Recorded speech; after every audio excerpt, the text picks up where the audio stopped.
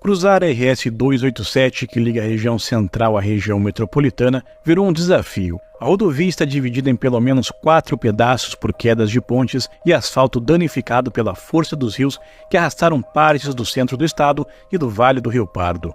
Logo na entrada de Santa Maria, o Exército trabalha para uma solução provisória onde fica a ponte sobre o Arroio Grande, no quilômetro 227 da RS 287. A ponte foi levada pela água no fim de abril. No local, existem apenas pedaços da estrutura que vai ser substituída por uma travessia provisória de metal. Percorrendo a estrada, cerca de 60 quilômetros depois, motoristas deparam com um novo bloqueio.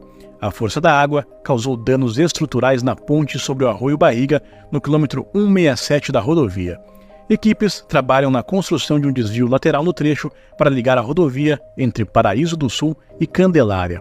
Para passar pelo trecho, motoristas precisam usar vias locais que passam